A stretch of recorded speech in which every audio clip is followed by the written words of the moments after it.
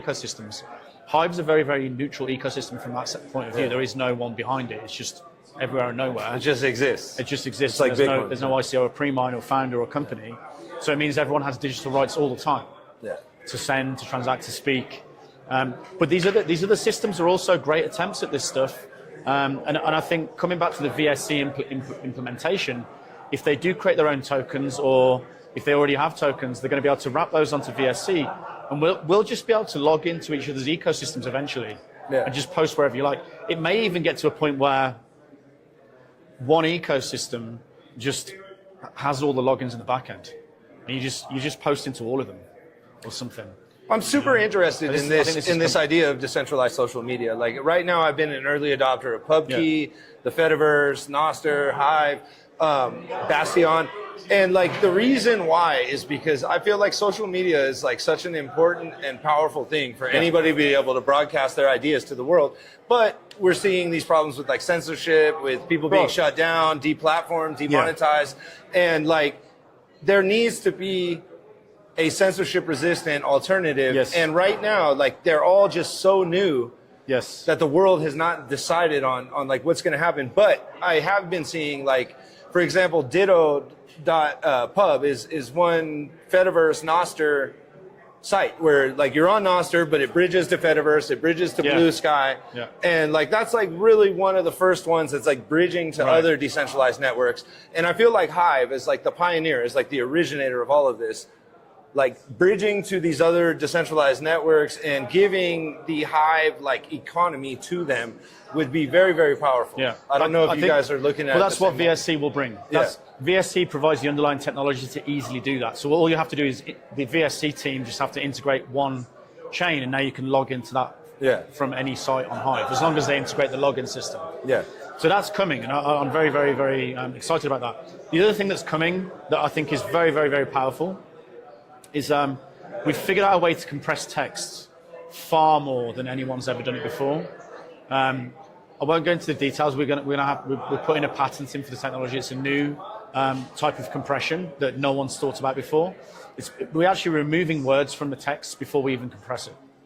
So we've figured out ways to we've really gone into how the English language works, and we've figured out ways to remove tons of words before we even compress. And it allows us to get 900 to 1 compression.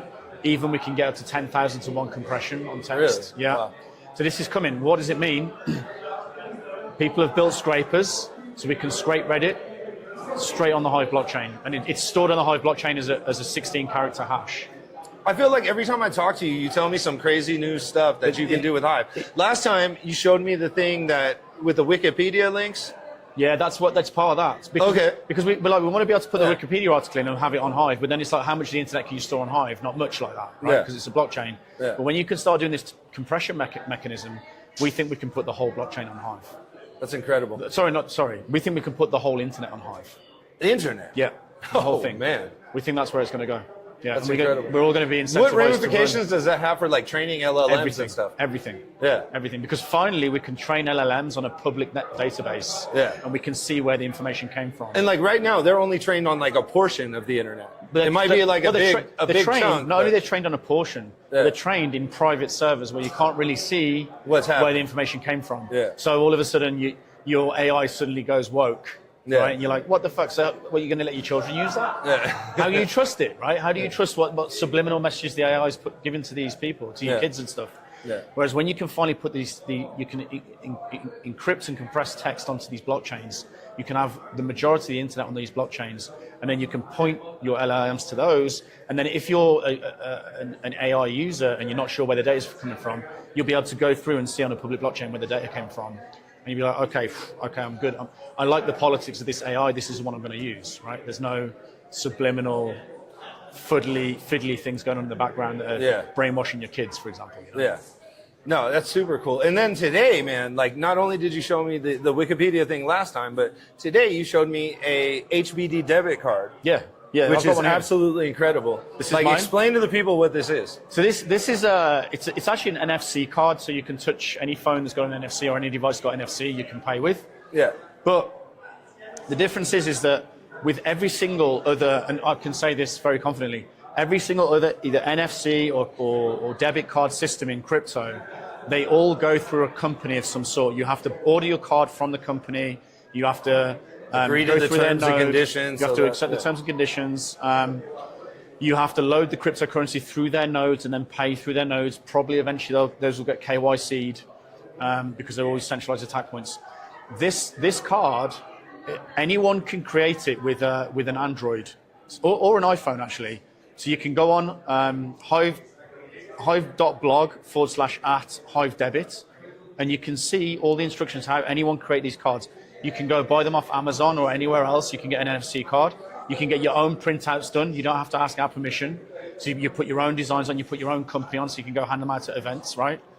And then you go to hivedebit.com and you can tap to put the Hive account onto your card. So you automatically have a Lightning account here, and you automatically have a stable coin account that's got no banking assets backing it. It's completely outside the banking system with no fees and no KYC. And you don't have to ask our permission. So you can just create as many of these as you like, and there's no company behind it. There's no CEO, there's no pre-mine again. So this is truly decentralized tap cards.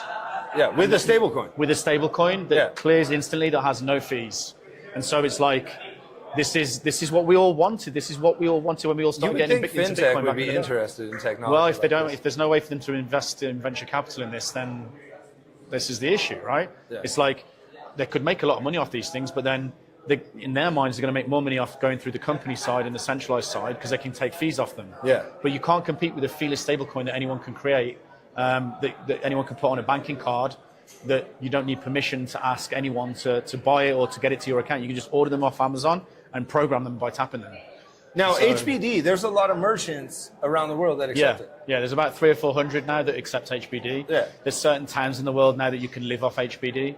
Wow. Like Cumaná in Venezuela, a couple of places in Ecuador, Uyo and Abu in Nigeria, both. It's gone viral there. There's a couple of places in the Philippines that take it. A few places in Europe, it's not taken off there as well as what we'd hope, but that's Europe. It's always a tough market to crack. Well, I mean, Europe and the US, like, people are not in dire straits financially. Well, they don't need the technology. Yeah. Like, it's cool, they're interested in it, but like, I would say, like, people in Nigeria, people in Venezuela, people in Argentina, people in the Philippines, they actually need the technology.